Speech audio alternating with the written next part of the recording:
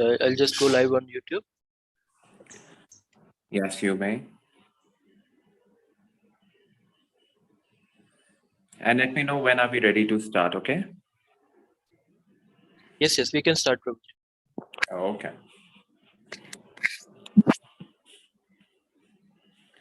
So today we're reading from Canto 1, chapter number 15, text number 38. So there are two verses that we'll be covering today, text number 38 and 39. So please repeat after me. Swarat, Swarat, Pautram, Patram, Vinayena, Vinayena, Atmanaha, Atmanaha, Susama, Susama, Gunehe, Gunahe, Uyanivyaha, Toyanivyaha, Patim, Patim, Patim, Bhumehe, Bhumehe, Yastrinat, Abhyasya, Yashtincha Javaye, Prajapati, Swarat Potram Vinayena, Swarat, Swarat Patram Vinayatmanaha, Atmana Shushmamam Gune, Atmana Susamam Susana, Gunahe, Uyanivyapatim Bhume, Toyanivyapatim Bhume, Abhyastrinat Gajavahe, Abhyashinat Gajavahe, Natotram Vinayena, Swaratotram Vinayena, Atmana Shushmamam Gune, Atmana Atmana Susamam Susamam Gune, Yanivyapatim Bhume, Toyanivyapatim Patim Bhume, Abhyastrinat Gajavahe, Abhyashinat Gajavahe, Svaratotram Vinayena, Swaratmatram Vinayena, Atmana Shushmamam Gunehe, Atmana Susamam Gune, Yanivyapatim Bhume, Toyanivyapatim Bhume, Gajavahe. Abhyashinat Gajavahe. Anyone amongst you would like to recite the words? So one in the ladies and one in the gentlemen, please. Hare Krishna. Yes, please. Swarat Pautram Vinayena Atmana. Hare Krishna. Yeah, please go ahead. Swarat Pautram Vinayena Atmana. Ideally, speak in a way that once you speak and then we repeat it. Hare Krishna Prabhuji. Swarat Pautram Vinayena Swarat Pautram Vinayena, Atmana Susamgunai Atmana Sushana Gunahe, Toya Nityapatim Bhumi Toyanivyapatim Bhume, Abhyasam Gajavaye. Abhyashinat Gajavahe. Okay. So, word meaning Swarat, the emperor. Pautram, unto the grandson. Vinayinam, properly trained. Atmanaha, his own self. Susamam, equal in all respects. Gunehe, by the qualities. Toya Nivyaha, bordered by the seas. Patam, master. Bhumehe, of the land. Abhyaschin-chat, enthroned. Gujahat Vai, in the capital of Hastinapur. Translation and purport by Srila Prabhupada. Srila Prabhupada ki. Jai. After, in the capital of Hastinapur, he enthroned his grandson, who was trained and equally qualified as the emperor and master of all land bordered by the seas. The total land on the earth bordered by the seas was under the subjugation of the king of Hastinapur, Maharaj Yudhishthir. Trained his grandson Maharaj Parikshit, who was equally qualified in state administration in terms of king's obligation to the citizens. Thus, Parikshit was enthroned on the seat of Maharaj Yudhishthir prior to his departure back to godhead. Concerning Maharaj Parikshit, the specific word used, Vinayinam, is significant. Why? Was the king of Hastinapur, at least till the time of Maharaj Parikshit, accepted as the emperor of the world? The only reason is that the people of the world were very happy because of the good administration of the emperor. The happiness of the citizens was due to the ample production of natural produce such as grains, fruits, milk, herbs, valuable stones, minerals, and everything that the people needed. They were even free from all bodily miseries, anxieties of mind, and disturbances caused by natural phenomena and other living beings. Because everyone was happy in all respects, there was no resentment. Although there were sometimes battles between the state kings for political reasons and supremacy. Everyone was trained to attain the highest goal of life, and therefore the people were also enlightened enough not to quarrel over trivialities.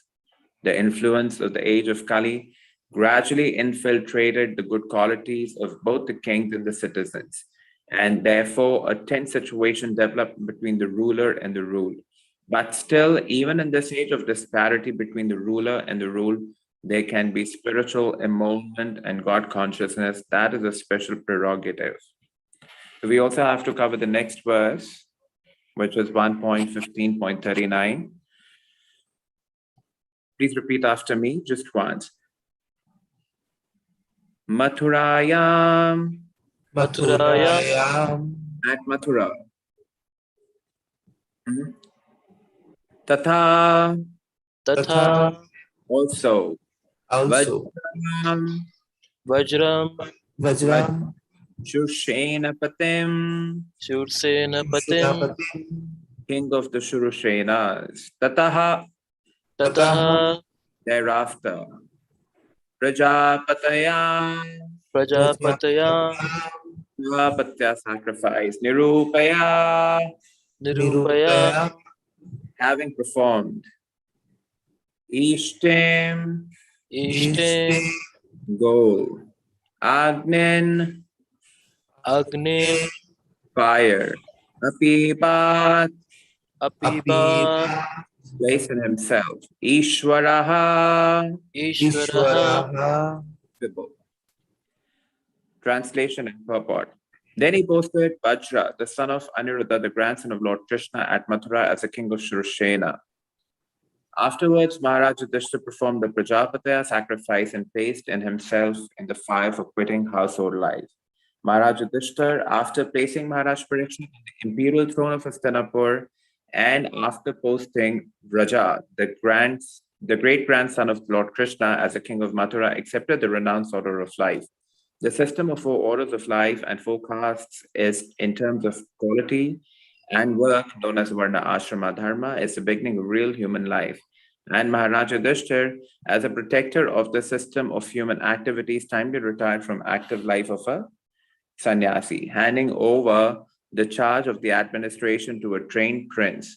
Maharaj Parikshit, the scientific system of Varna Ashrama Dharma divides the human life into 4 divisions of occupation and 4 orders of life. The 4 orders of life as Brahmacharya, Grihastha, Vanaprastha, and Sannyas are to be followed by the irrespective of all occupational divisions.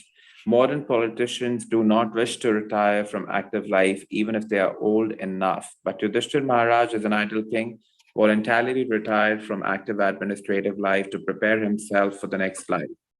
Everyone's life must be so arranged that the last stage of life, say at least the last 15 to 20 years prior to death, can be absolutely devoted to the devotional service of the Lord to attain the highest perfection of life. It is really foolishness to engage oneself all the days of one's life in material enjoyment and furtive activities, because as long as the mind remains absorbed in furtive work for material enjoyment, There is no chance of getting out of conditioned life or material bondage. No one should follow the suicidal policy of neglecting one's supreme task of attaining the highest perfection of life, namely going back home, back to Godhead. So in two of these verses, we realize that Yudhishthira Maharaj enthroned his grandson. It says Potram, unto the grandson, and gave him this instruction to take care of the entire kingdom, which was a whole planet practically. And this opportunity came to the path of Yudhishthira Maharaj for the fact he was a devotee of the Supreme Lord Krishna. And this was made possible practically because in the entire episode of Bhagavad Gita, what we see is that they all emerged as winners. Why? Because they were under the guidance and shelter of the Supreme Personality of Godhead.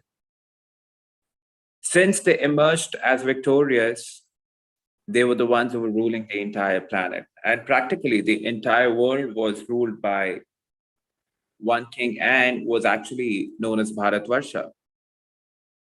Now, it says that the total land of the earth bordered by the seas was under the subjugation of the king of Hastinapur, Maharaj Yudhishthira, who trained his grandson Maharaj Parikshit, who was equally qualified and straight admin in terms of the king's obligation to the citizens. Now, they trained their grandson to take care of the entire administration, which was so contrary to what we see in the world today. Unfortunately, most of the people who hold responsible positions in the state admin are the ones who are most corrupted.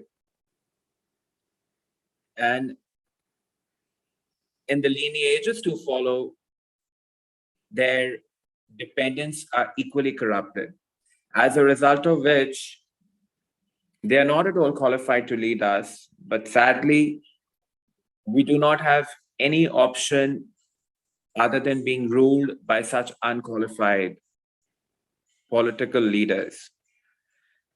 In the first verse that I've just read for all of you in the purport, it is very clearly indicated that how everyone was so happy because there was abundance natural supply of resources. That is certainly very, very important for human existence, without which to imagine human existence is not possible. If we were to imagine or to review how effective is the ruler in this day and age is to measure with how protected our cows are. Well, we know we are all living in this dark age of Kali Yuga. And in this dark age of Kali Yuga, it is very unfortunate that people, for their own selfish whims and fancies, have gone down to an extent or have fallen to an extent wherein they are willing to kill the innocent animals just for the sake of making some money out of it. Well, we are all born in ignorance. Oma jnanati mirandhasya jnananjana shalakaya chakshuromilitam yena tasmai shri guruve namaha. We are all born in ignorance, and this is a reality of one's life. Once you come on this planet, you do not come on this planet enriched with enlightenment, instead complete ignorance. But because we have some sukriti, some credits, wherein we are accepted by a bona fide spiritual master who is extremely kind and merciful in sheltering us and our stupid mind, and gives us an opportunity to practice devotion under his bona fide guidance. And similarly, we see that this day and age, people are in complete ignorance and forgetfulness of who they are, where have they come from. And what are they supposed to be doing when they're born as humans? Which is very, very evident in what we have seen 2 days back with our devotee brothers in Bangladesh. They've been attacked by a mob and have been lynched to an extent wherein 2 devotees have already lost their lives, which is very sad and extremely regretful. And this has happened purely and purely out of ignorance for the fact that people want to declare the supremacy of their so-called religious faith or belief, letting the whole world know that we are more superior than others. We could propagate our superiority. Unfortunately, we forget to realize that our minds are still very, very fallen and contaminated. And having said that, we fall down to an extent wherein we become completely blind and we land up harming, be it humans or animals. In this particular verse, it is also said that how the division of different provinces was through the seas. It says here,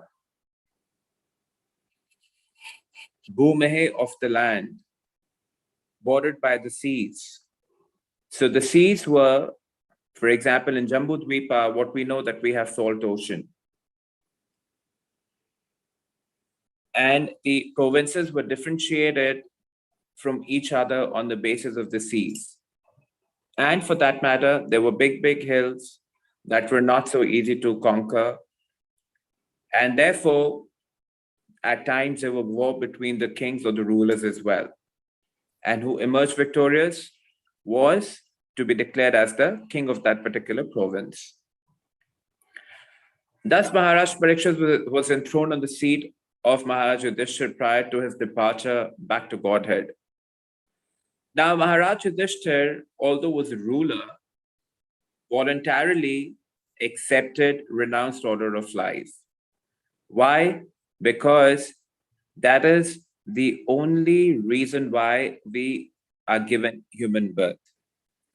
That we should voluntarily accept this inconvenience of being renounced from worldly pleasures, which creates a stumbling block in realizing or establishing a connection with the Supreme Personality of Godhead. For the fact if humans fails to do so, they would not live a very glorious life. Right? In both of these verses purport, one place Srila Prabhupada says that one should not spend all days of his life just thinking of material enjoyment and eventually landing up wasting it. It is very essential that the last 15, 20 years of one's life, one must accept renounced order or live life in such a way that he's able to think of the Supreme Personality of Godhead. Now, Prabhupada is being extremely kind here. He's speaking of last 15, 20 years of one's life, although we are not very sure that we may be able to live another 1 or 2 years. However, if we were to practically evaluate the fact, 15, 20 years, then the time has already started. Or even if we don't, then what miracle would happen that towards the end, we all of a sudden would be able to think of the Supreme Personality of Godhead? I am sure it's not that easy. At times, we being devotees are not able to think of Krishna in perverted situations, what to speak of when we are meeting death, wherein we know from our Vedic scriptures that meeting death is not a very, very pleasant experience for those who have never ever thought of Krishna or have practiced some austerity wherein they have felt that closeness to Krishna in life. It is a very, very disturbing situation where the mind is completely engrossed in ignorance. We are fearful of the fact that we would die. or if unconscious, we don't really know what's going on. Therefore, to think or remember Krishna at the time of death is not possible with our own efforts. However, we got to put in our efforts to practice the process that is given to us by the spiritual authorities and the Acharya. Then, because of the mercy of the Lord, if He's extremely kind upon us, He will give us this remembrance wherein we can think of Krishna. And we have heard in case of many, many devotees who, for some reasons, even had lost their mental equilibrium, were able to think of Krishna while they were departing from this material world. So it's not that easy. Therefore, it's very, very essential that we should design our life in such a way that we are able to think of Krishna or associate with Krishna in the form of hearing, reading, chanting, or taking up some practical service in whatever temple we are close to. And well, these days, since everything more or less happens online, and this particular forum where I've been given the opportunity to speak today is also an online forum, there is a lot that can be done in this world of online viewership. Moving forward, it says, thus Parikshit was enthroned on the seat of Maharaj Yudhishthir prior to his departure back to Godhead. Concerning Maharaj Parikshit, the specific word used is Vinay is significant. Why was the king of Hastinapur, at least till the time of Maharaj Parikshit, accepted as the emperor of the world? Because the world, or the people of the world, were very happy because of the good administration of the emperor. Now, our happiness certainly depends on how our government frames or formulates policies for our happy existence. But we know that today we are certainly not secured and happy because the policies formed by the government is usually not in our favor. Like Prabhupada says in many lectures, that in Kali Yuga, the government is going to be extremely unkind. And the only business that the government would have would be to take your hard-earned money away from you. And this is how you'll be troubled. Because you work hard, we work hard, we make money. But if this money goes away in paying taxes, that too to a very large extent is what certainly bothers everyone. Because in Kali Yuga, practically living without money is not possible because we do not have enough dependence on the Supreme Personality of Godhead or His mercy. And this is the only thing that differentiates a common man to a sage. That a sage, irrespective of what he has or he doesn't, lives at the mercy of the Supreme Lord. Knowing the fact Krishna will take care of everything, I should just continue my business of whatever has been assigned to be by my Guru. And if you go to Vrindavan, we have plenty of such examples where many, many people from good family backgrounds have actually come forward and have actually renounced everything, understanding that the life is actually not meant to work hard like a fool. Which doesn't really mean that you don't work hard for Krishna. We have to work hard.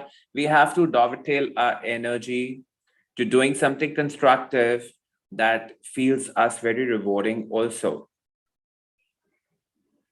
And therefore, engaging oneself in Krishna's service is a very, very rewarding pleasure. And Srila Prabhupada has given us such a beautiful organization called the ISKCON. And in ISKCON, we practically see that one with the kind of ability and talent and expertise that he has can engage himself in the service of the Lord and can actually derive complete happiness Well, I know on this forum, we have devotees from different parts of the world. And every devotee wants to be in Vrindavan, or at least in Vrindavan, settling down in some point in time in his life. Why? Because they know that the happiness of life is actually in rendering service with simplicity. And Vrindavan gives us that opportunity, wherein you enter into the geographical sphere of Vrindavan. The aura is so spiritual that it immediately transforms our consciousness and mind as well. And having landed there, you forget all your miseries practically. I consider myself very, very fortunate that I stay not too far, but at the distance of around 2.5 hours away from Vrindavan, wherein I have the opportunity that whenever I want, I can actually go. So I'm based out of Delhi right now. And for a happy and healthy existence, what we need is ample production of natural produce, such as grains, fruits, and milk, herbs, valuable stones, minerals, and everything that can possibly make a life naturally more comfortable. And we see when there is abundant supply of natural resources, our minds are so calm, composed, and relaxed that we would practically be free from all the bodily miseries. But today, since we rely more on artificial means of living life and attaining happiness, it induces a lot of mental anxiety and trauma. For example, we're all dependent on technology today. And I certainly don't agree to this fact completely that technology can give us what we really want. For the fact, there was the time when we had no technology. And for those who come from Indian background, they know that technology in India has actually landed much later than other countries. Therefore, Indians were more happy. Therefore, they were more spiritually inclined. We could practically see in our neighborhoods Bhagavad Katha, Kirtan, Ramayan Puja was being conducted, and the entire area was invited to come and accept prasad and to engage their time in listening to the glories of Lord Ram, Lord Krishna, or at least do kirtan. And these were the get-togethers that both ladies and the gentlemen always had. So the center was God. Unlike today, wherein we have many forums, many platforms where people are invited and their points and topics of discussions are completely toxic and materialistic. And then that becomes a reason for living for them. And they eventually land up dedicating their whole life to accomplish that useless reason. So we see that the propensity of dedicating oneself for a cause is there in every human.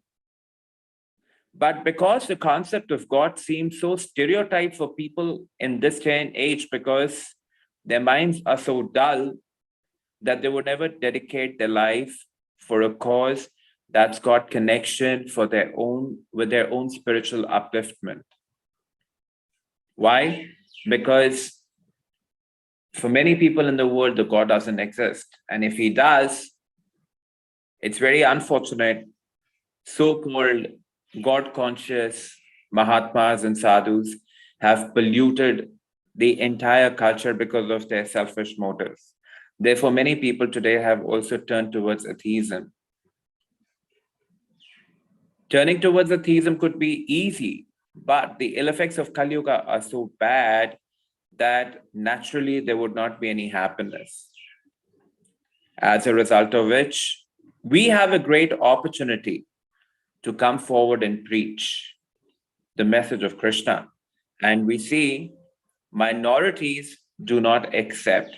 But if we work hard with smartness and intelligence, then people are interested to accept what we want to give them. Well, moving forward, it says, because everyone was happy in all respects, there was no resentment, although there was sometimes battle between the state kings for political reasons and supremacy. Well, this is happening today as well. What we know is going between India, Pakistan, and India, China. Everyone was trained to attain the highest goal of life, and therefore the people were also enlightened enough not to quarrel over trivialities. So the beauty of the Vedic culture was that people were trained to achieve the highest purpose of life, and that was the responsibility of the king. But ever since we have had political leaders coming into action, their agenda is everything but to ensure that people do not become God conscious. Why? Because if people become God conscious, then you would not have liquor sales, you would not have tobacco sales, you would practically have no economy flourishing. Why? Because the maximum sales for any country is dependent on liquor and tobacco. If people won't be infected to addiction, to drinking alcohol and accepting tobacco, then the state economy would never grow up. And this is what we practically saw in India. We've had lockdown for a very, very long time. And post the lockdown, the government declared one beautiful day where the liquor shops would be open. And the figures were declared the next day. It was practically about 700 crore sale in India for liquor. The very next day, the ban was lifted up from the liquor shops because of the lockdown. So if this is what the motive of the government is, and if this is how they derive and stabilize their economy, where would they be interested in training the people for becoming God conscious? So certainly for this government, you can't expect that. And people were also enlightened enough not to quarrel over trivialities. So that means about small issues that can be overlooked. They could just let it go. But today our minds are so disturbed that if we're not given enough space or enough attention or priority, we become extremely disturbed. Why? Because the entire attachment in our existence is with the mind. What we understand and accept ourselves is that this is me and I am a great person and I should be respected from everyone, irrespective. And if I'm not given that attention, then in that case, I must express my ego, or I must pretend to be something that the whole world should look. And this entire propaganda of social media platforms is just to showcase of how arrogant you are, display your body, gain attention, or even if you have something in the mind presented in such a flowery way that you attract the attention of the whole world. But unfortunately, if we were to evaluate all of these successful social media celebrities and leaders, we would see that in their personal life, they have no good standing at all. Well, the whole world follows today the Bollywood and the Hollywood. But imagine if we were to sit with them and talk to them about God consciousness, how many of them would actually express their interest? And we certainly know for the fact that anyone who is not aligned to accept or express his interest in keeping his faith to the message of the Supreme is not worth associating to. Therefore, one of the Nama Parad, 10 offenses to the holy name, one of them is not to preach someone who doesn't have faith. Although it's not that we shouldn't try, we must. But once we figure out that he does not have faith and instead is not willing to accept, we should forbid preaching that person. Yes, the only thing that we could benedict him is to give him as much as Krishna Prasad that we can. Why? Because Krishna Prasad is for everyone, be it a dog or a qualified human or an unqualified human, should be distributed freely and profusely to everyone, because this is the only hope for the people of this age. It is also very essential, no matter where we are today, since most of the governments follow democracy, we can practice our religious faith and can induce people to at least hear and chant the holy names. And this is how Srila Prabhupada has initiated his beautiful Krishna conscious, the Hare Krishna movement, just by inducing people to chant the holy names and feeding prasad. So if we regularly hold programs of kirtan and distribute people enough prasad that can satisfy their spiritual hunger, I'm 100% sure we, in a very short span of time, would have a lot of people who would come forward and volunteer themselves to learn how we can be spiritually trained to hold a responsible position and take the Hare Krishna mission forward. Well, practically in India, when we hold mass festivals regularly, kirtan programs, people do come forward and express their interest in joining us and being a part of our group.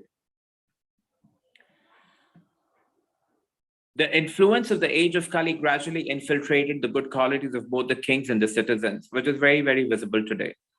And therefore, a tense situation developed between the ruler and the ruled. But still, even in this age of disparity between the ruler and the ruled, there can be spiritual emolument and God consciousness.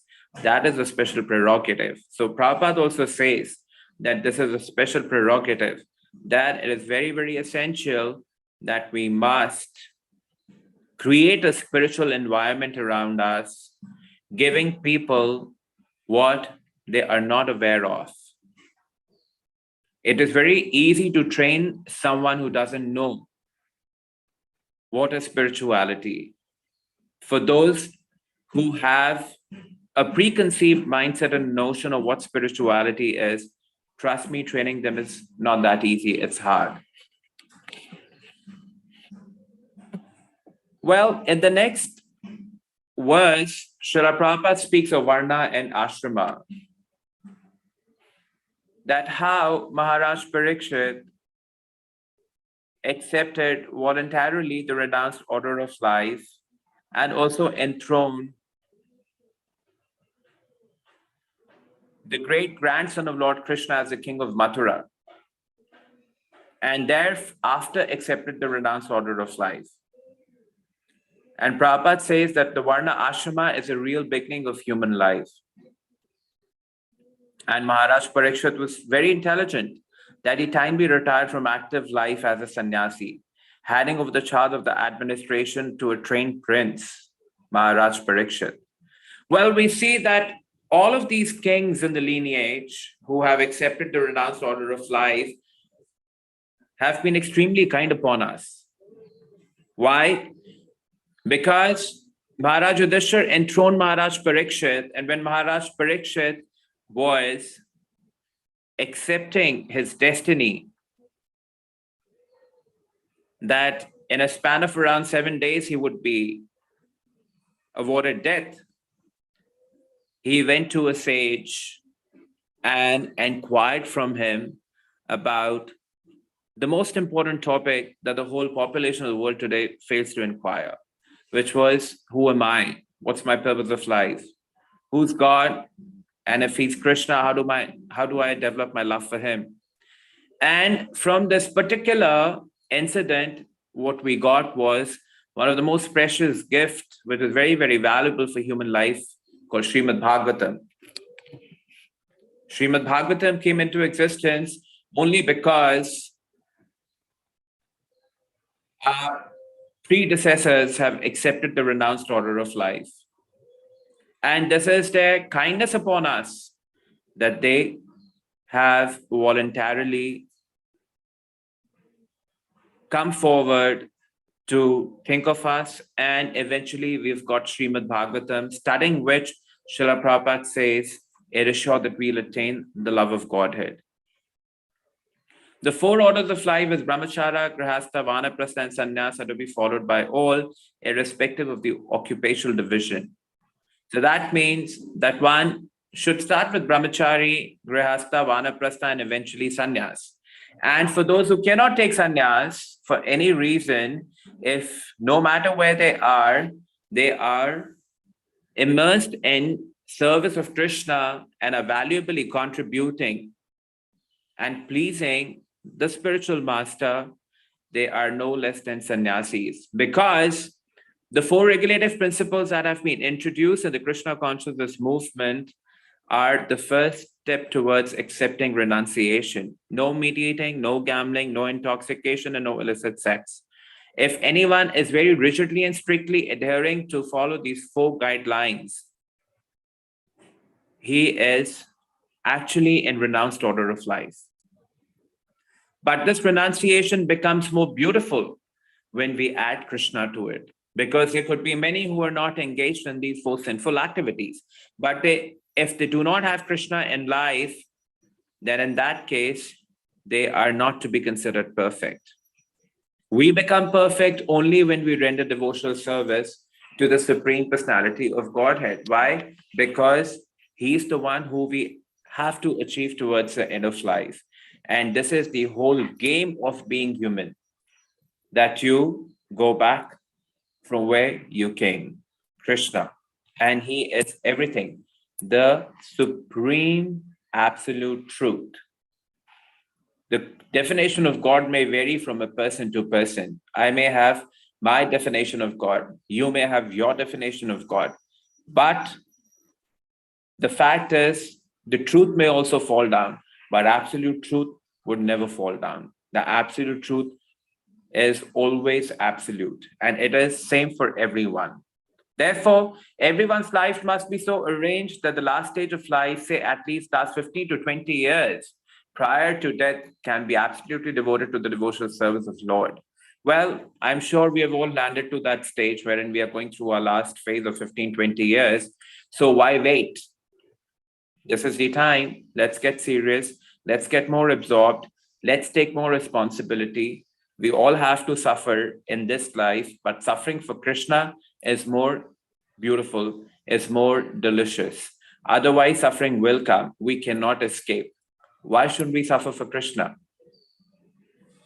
It is really foolishness to engage oneself all the days of one's life in material enjoyment. Enough of it is what we have done now. And now is the opportunity that we come forward and voluntarily accept inconvenience to serve Krishna. And that is only when the chanting of the holy names is possible. Pure chanting of the holy name, sitting in a very comfortable environment, is not that easy. We know that all of our acharyas have been blessed to chant the holy name is only why? Because they volunteered themselves for accepting inconvenience for the service of the Lord.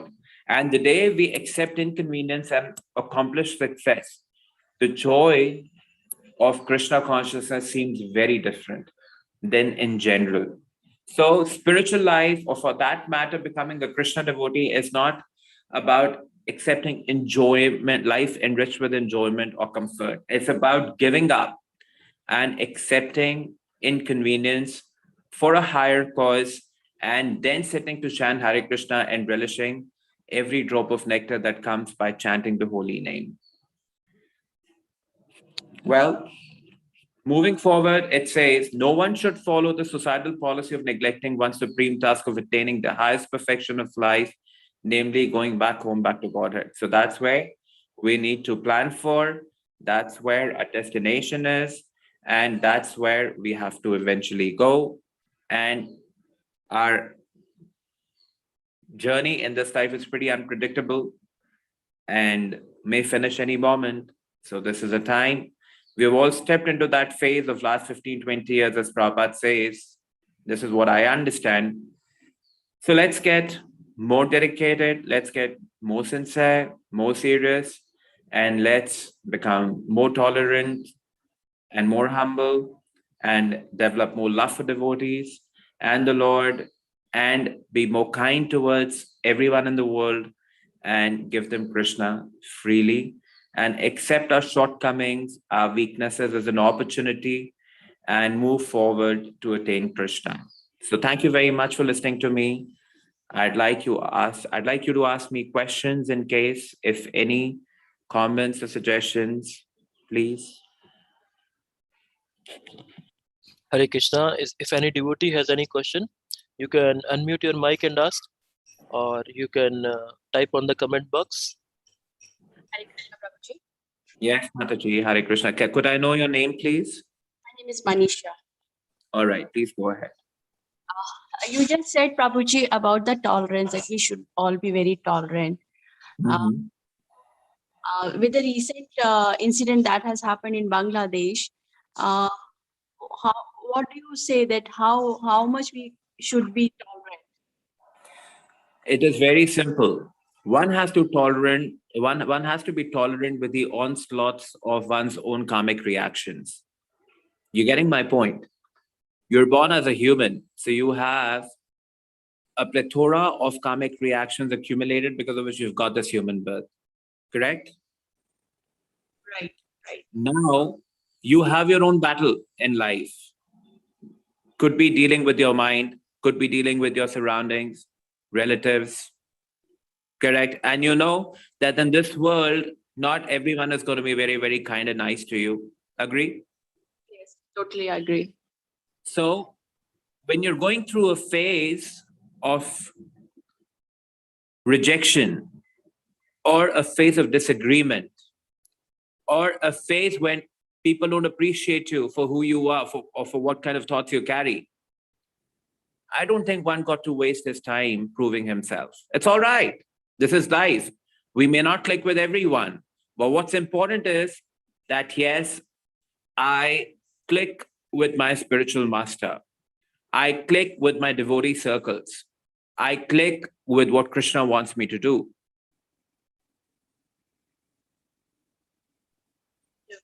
Now, the incident that has recently happened in Bangladesh, which is nothing but a pure example of hatred and religious fanaticism, this should not be taken up lightly. Killing is equal to killing. Simple. I am very, very, very Kshatriya in my spirit, so far as things like these are concerned. I'm of the opinion that we must know how to safeguard ourselves. If there is a danger or threat to life, if you're innocent, non-guilty at heart, and if someone is coming to hurt you or harm you, be it mentally or physically, you should have enough intelligence to know how to protect yourself. It is very unfortunate that we have lost 2 lives from a community, but this is a time that in tensed zones, we must train our devotees with different skills to safeguard their lives and their mental equilibrium. So if they came to kill us, and if we know now again things like these will happen, we should not be kind upon them. We should kill them back. It's as simple as possible. That's my opinion on this. Thank you, Prabhuji. This is what I wanted. Sure. Anyone else? Hare Krishna, Prabhuji. Dandavat Pranam. My question is that This is here, Your name? my name is Rajat. Yes, please go ahead. My question is that here focus is given in this verse about the retiring aspect, but in it is very difficult for us to develop that mindset. So how to prepare about going about it in practicality? You see, at times, to fathom the fact that we might have to retire may seem very difficult. How old are you, by the way, if I may ask you that? I am around 37. You're about 37. Yeah. So you would see, Prabhu, to retire may seem like a very difficult challenge. But as you grow older, you don't have a choice. You retire yourself, right? Because we are all conditioned with the modes of nature. Not only our mind, but the body as well. So as you grow older, you will retire. And you will retire more gracefully if you stay in the association of devotees. Therefore, don't give that up. Now, let me give you an example. What is a professional qualification? Professional qualification, I have done MBA. MBA I have done finance. You work for a company? Yes. Now, no matter which company you work for, which part of the world you work for, imagine the fact if you were to make work, or if you were to make, if you were asked to work 24/7 into 365, would you not think of taking retirement voluntarily? Yes. Right?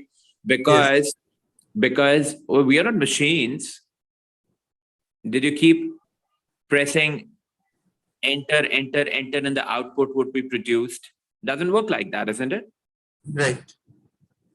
So we certainly have our own ways of retiring from small difficulties, challenges, even a regular routine, right? We get sick of it at times, and therefore we want to change, right? Yes. And most of the people in the world today accept yoga and meditation just to have a change. Correct me if I'm wrong. Why? Because they know that, this is going to keep my mind calmer. This is going to keep me more healthy, happy, at least mentally peaceful. And weren't these the reasons why we started looking at a spiritual organization to start with? Yes. Isn't it? Yes. So we have the tendency to renounce and retire in us by nature. You don't have to cultivate it specially and have to pursue another MBA course for retirement. No. Right. It's there in every human being by default.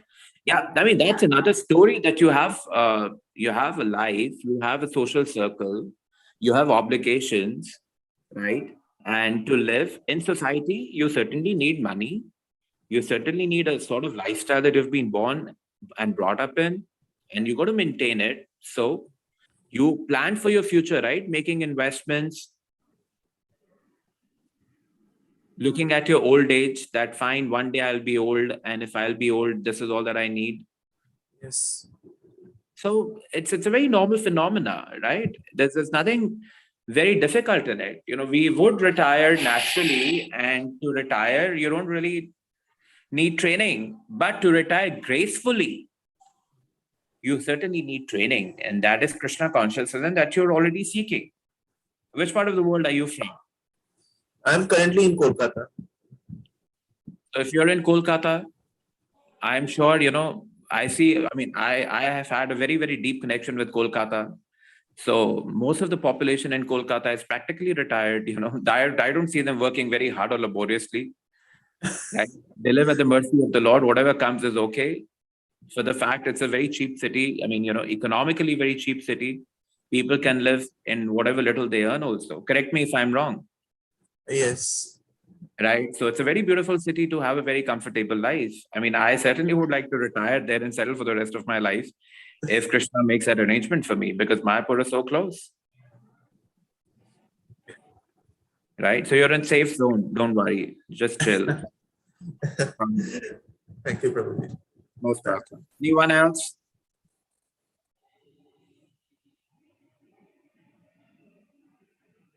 Anyone else? If any devotee has any further question, we can take that, or we will conclude the session by offering Vaishnava Pranam. Okay, so I think the time has come to conclude the session. So, Okay, so we'll conclude the session. just Vanch- remind all of you. Vancha Kalpatarubhyascha kripa sindhubhya eva cha patitanam pavanebhyo vaishnavebhyo namo namah. अनंत कोटि वैष्णव वृंद की जय, श्री श्री राधा कुंज बिहारी भगवान की जय, श्री श्री गौर निताई की जय, श्री प्रभुपाद की जय, निताई गौर Before we sign off, I'd like to ask a question to all of you. How many of you are coming to Vrindavan this Kartik? Which I'm planning to go. All right. Who else amongst the group of 21 devotees who've just joined us, 22 in fact? I visited last week. Prabhuji. Oh, okay. So, no, I'm speaking of Kartik. You visited last week, wasn't it? Hare Krishna Prabhuji, I am coming for Rayatra Prabhuji.